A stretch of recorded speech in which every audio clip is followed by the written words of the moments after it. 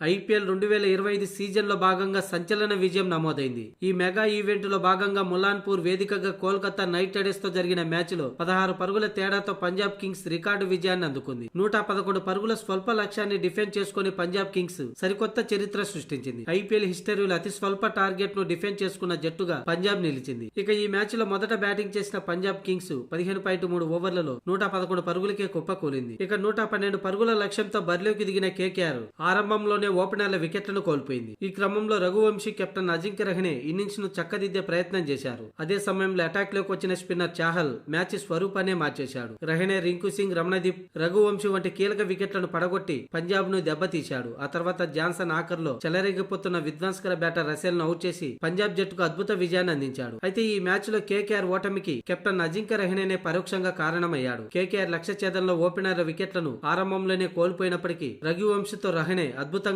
ఆడుతూ స్కోర్ బోర్డును ముందుకు తీసుకెళ్లారు. అయితే 7 ఓవర్లు ముగిసేసరికి కేకేఆర్ 2 వికెట్లు కోల్పోయి పటిష్ట స్థితిలో నిలిచింది. దీంతో కేకేఆర్ విజయం అంత లాంఛనమే అనుకున్నారు. కానీ అక్కడే రహానే చేసిన తప్పిదం మ్యాచ్ స్వరూపాన్ని మార్చేసింది. ఇన్నింగ్స్ 8వ ఓవర్ వేసిన చాహల్ బౌలింగ్ లో 4వ బంతిని రహానే స్వీప్ ఆడడానికి ప్రయత్నించాడు. కానీ బంతి మాత్రం బ్యాట్ కు మిస్ అయి అతని ప్యాడ్ కు తాకింది. వెంటనే పంజాబ్ ఆటగాళ్లు ఎల్బీకి అప్పీల్ చేయగా అంపైర్ అవుట్ అని వేలెత్తేశాడు. అప్పటికే కేకేఆర్ కు 2 రివ్యూలు ఉన్నప్పటికీ రహానే మాత్రం రివ్యూ తీసుకోకుండా మైదానాన్ని వీడాడు. ఆ తర్వాత రిప్లేలో క్లియర్ గా ఇంపాక్ట్ అవుట్ సైడ్ గా కనిపించింది. ఒకవేళ రహానే రివ్యూ తీసుకొని ఉంటే ఫలితం మరోలా ఉండేది. ఇక రహానే వికెట్ తో కేకేఆర్ పతనం మొదలైంది. వరుస క్రమంలో పెవిలియన్ కు క్యూ కట్టారు బ్యాటర్లంతా. ఇదే విషయంపై మ్యాచ్ అనంతరం రహానే కూడా స్పందించాడు. వివరించడానికి ఏమీ లేదు, అక్కడ ఏం జరిగిందో అందరూ చూశారు. తక్కువ టార్గెట్ ను ఛేదించడంలో విఫలమయ్యాం. దీంతో నిరాశ చెందాం. ముఖ్యంగా ఈ ఓటంలో నా తప్పు కూడా ఉంది. అనవసరంగా తప్పు షాట్ ఆడాను. అది మిస్ అయినప్పటికీ నేను అవుటా కాదా అనేది నాకు ఖచ్చితంగా తెలియదు. అవుటేననుకొని క్రీజ్ దాటి వెళ్లిపోయాను. కానీ రివ్యూలో బాల్ అవుట్ సైడ్ లో ఉంది. ఒకవేళ నేను రివ్యూ తీసుకున్నా కూడా